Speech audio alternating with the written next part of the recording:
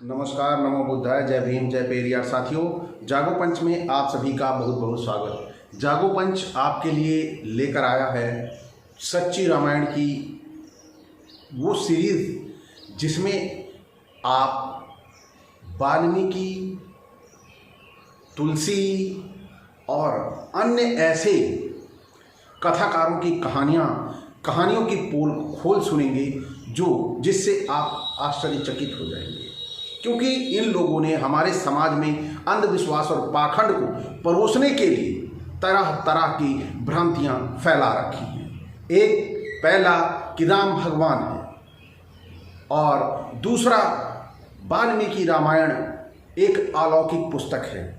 यह पूरी तरह से मिथ्या है, क्योंकि आज हमारे समाज में जिस तरह से अंधविश्वास और पाखंड देखने को मिल रहा है, ये पुस्तकें उसके लिए बहुत बड़ी जिम्मेदार हैं। और इसी के साथ साथ आप इन कहानियों में इन पात्रों के अंशों के जब चरित्रों का अध्ययन करेंगे तो आप पाएंगे कि ये सभी के सभी एक नंबर के अय्याज थे, क्योंकि संस्कृत में जो भाषा शैली है संस्कृत की वो क्लिष्ट है और आम जनमानस के लिए वह जिसे कहेंगे कि वो सुलभ नहीं है, वह आसानी से समझ नहीं आएगी। तो जब ये आसानी से समझ नहीं आती तो लोगों के दिमाग से ये बाउंस कर जाती है। जब ये लोगों के दिमाग से बाउंस कर जाती है तो जो गलत जो अनर्थ आपके सामने पेश किया गया है वह आपको समझ नहीं आता। लेकिन जब आपके महापुरुषों ने इस पे मेहनत की और जब इसके एक एक अंशों को ला के आपके सामने रख दिया तो आपको जानना जरूरी है, क्योंकि जैसे आपने वाल्मीकि रामायण, रामचरितमानस को अपनाया, वैसे ही एक बार आप सच्ची रामायण को भी अपना के देखें। अंधविश्वास और पाखंड खिड़की से निकल के भाग जाएगा। तो साथियों, आज बड़ा महत्वपूर्ण चरित्र है। पहला मैं आपको आधा चरित्र सुना चुका हूं। यह है मर्यादा पुरुषोत्तम राम का, जिसे हम मर्यादा पुरुषोत्तम कहते हैं। लेकिन यह सुनने के बाद आप निर्णय लेंगे कि वह मर्यादा पुरुषोत्तम थे या नहीं, क्योंकि यह पुस्तक सच्ची रामायण वाल्मीकि रामायण के पर आधारित पोल खोल के लिए लिखी गई है कि वाल्मीकि रामायण में जो चीजें आपको समझ नहीं आई वह सच्ची रामायण आपको समझा रही है। आइए चलते हैं पुस्तक के अंशों की ओर। यहां पर राम ने भरत से पुनः कहा कि अब तुम्हारी मां का मनोरथ सिद्ध हो गया होगा, वह प्रसन्न है। अयोध्या कांड में लिखा गया है। आगे भरत ने राम को विश्वास दिलाया कि मैंने सिंहासन प्राप्त करने के स्वत्व को त्याग दिया है। तब राम ने रहस्योद्घाटन करते हुए भरत को बताया कि दशरथ अयोध्या का राज्य पहले ही तुम्हारी मां को सौंप चुका है। अयोध्या कांड 107 अध्याय।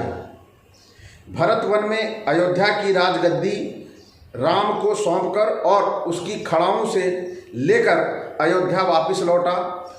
उसने उन्हें सिंहासन पर रखकर 14 वर्ष तक एक तपस्वी का जीवन व्यतीत किया।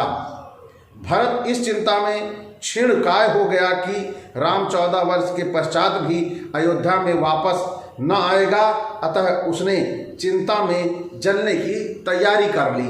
देखिए, एक भाई ये था जो इतना त्यागी था, त्याग कर रहा था, वहीं दूसरी तरफ मर्यादा पुरुषोत्तम राम थे, उसे किस भावना से देख रहे थे, किस भावना से व्यवहार कर रहे थे। यही समझने की बात है कि मर्यादा पुरुषोत्तम एक मर्यादा शब्द का मतलब बहुत कुछ होता है। संयमित, नियमित, ये मर्यादा के पर्याय हो सकते हैं। तो जो हमारे ये मर्यादा पुरुषोत्तम राम थे, ये अमर्यादा के पर्याय दिखाई देते हैं, क्योंकि भरत जैसे भाई पर संदेह अवश्य ही अमर्यादा का पर्याय कहा जाएगा। आगे चलते हैं। राम ने ऐसे सज्जन और सच्चे व्यक्ति पर संदेह किया। राम 14 वर्ष वनवास भोग चुकने के पश्चात जब वापस अयोध्या के किनारे आया, तब उसने भरत को यह सूचित करने के लिए सर्वश्रेष्ठ योद्धा हनुमान को उसके पास भेजा कि जब मैं राम एक विशाल सेना लेकर विभीषण एवं सुग्रीव सहित आ गया हूँ, इस समाचार को सुनकर भरत के मुखार बिंदु पर पड़े हुए प्रभाव व सभी प्रकार के भोग व प्रसन्नता से परिपूर्ण अयोध्या को त्याग कर उसके राम के पास शीघ्र चल देने की बात पर ध्यान दीजिए, क्योंकि सभी प्रकार के भोग और सर्व सुख संपन्न अयोध्या को छोड़कर तत्काल राम के स्वागत हेतु चल देना अति दुष्कर कार्य है। उत्तरकांड 127। अब आप देखिए, राम सीता के चरित्र पर संदेह करता रहा और अग्नि परीक्षा देकर उससे अपने सतीत्व को सिद्ध करने को कहा। राम की व्यवस्थानुसार सीता को यह कष्ट सहन करना पड़ा, तो भी राम ने सीता को गर्भवती पाया। अतः सीता के सतीत्व पर का संदेह प्रज्ञा की चर्चा का विषय बना रहा। सीता के सतीत्व के विषय में संबंध में प्रज्ञा के इस प्रकार के विचार के कारण उसी समय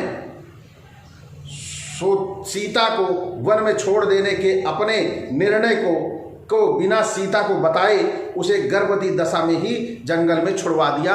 ये है हमारे मर्यादा पुरुषोत्तम राम की कहानी।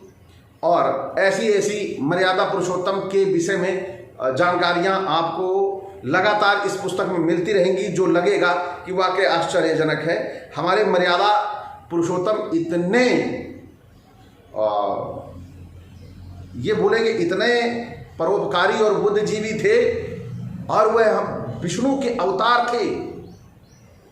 वह विष्णु के अवतार थे और उस अवतार ने अपनी ही पत्नी को जंगल में छुड़वा दिया, वो भी गर्भ धारण की स्थिति में। तो वाकई ही यह बड़े ही त्यागी और मर्यादा पुरुषोत्तम का काम हो सकता है। ऐसी मर्यादा आम जनमानस में नहीं हो सकती, ये मैं दावे के साथ कह सकता हूँ। जब वाल्मीकि ने सीता के पवित्र सतीत्व के विषय में दृढ़ता पूर्वक राम से कहा, तो भी राम को विश्वास नहीं हुआ और सीता को पृथ्वी के अंदर समा जाना पड़ा।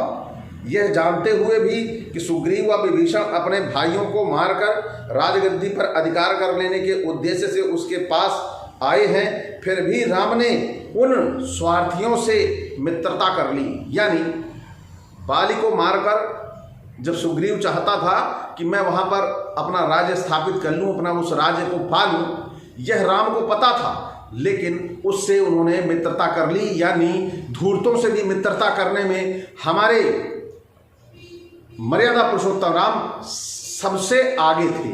यानी वह चोरों और धूर्तों को भी अपना मित्र बना लेते थे और उनका साथ देके उनकी मदद करते थे। तो ऐसी मर्यादा पुरुषोत्तम राम की कहानी है हमारे।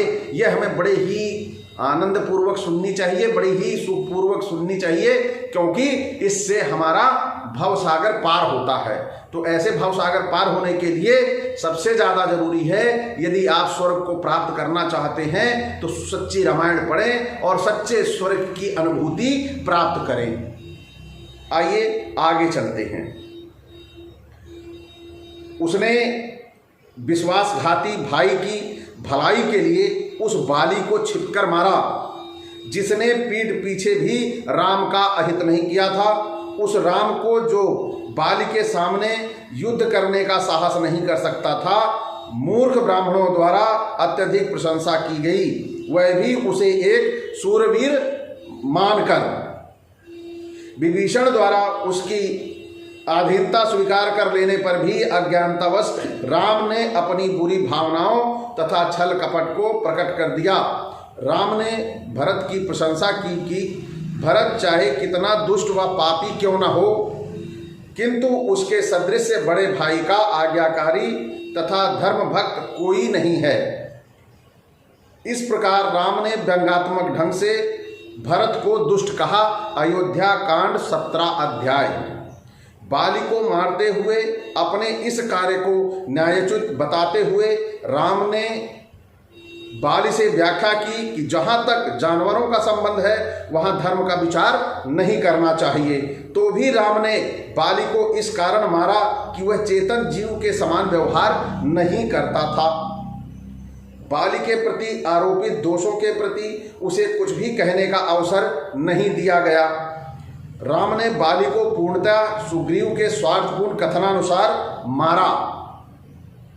राम ने बहुत सी स्त्रियों के कान, नाक व स्तन इत्यादि काटकर उन्हें कुरूप बना दिया था। उन्हें बहुत यातनाएं दी थी। सूर्पनखा यानी नाक कान काटा बहुत सारी स्त्रियों के, उनमें से सूर्पनखा और अयामुही का नाम प्रमुखता से है। क्या यह एक मर्यादा पुरुष की कहानी क्या प्रतीत होती है आपको? यही चीजें जो हैं एक संदेह मन में पैदा करती हैं कि राम जो है वास्तव में अमर्यादा के पर्याय थे। मर्यादा का उनके अंदर लेस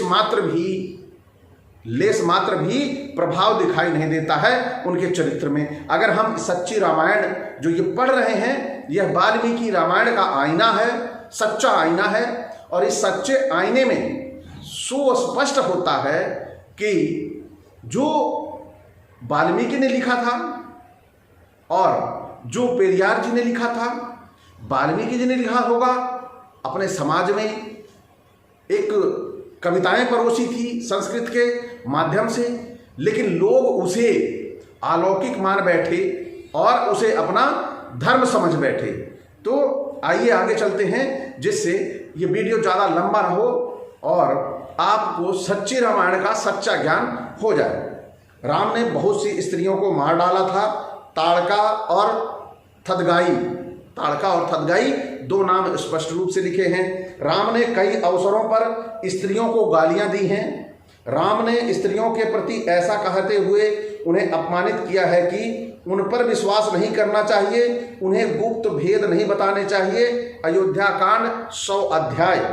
राम ने हमेशा अनुचित विषय भोग में तल्लीन रहते थे। राम हमेशा अनुचित विषय संभोग में तल्लीन रहते थे। राम ने अनावश्यक रूप से कई जीवों को मारा व उन्हें खाया। राम ने कहा था कि मैं केवल राक्षसों को मारने के लिए बन गया था, राक्षसों को मारने के लिए बन गया था। दूसरे, मैंने राक्षसों के संहार करने का दूसरों को वचन दिया था। अयोध्या कांड अध्याय 100। राम ने राक्षसों की लड़ाई में लाने का निश्चय किया और सीता के विरोध करने पर भी उसने रावण के देश में प्रवेश किया। आरण्य कांड का 9वां भाग।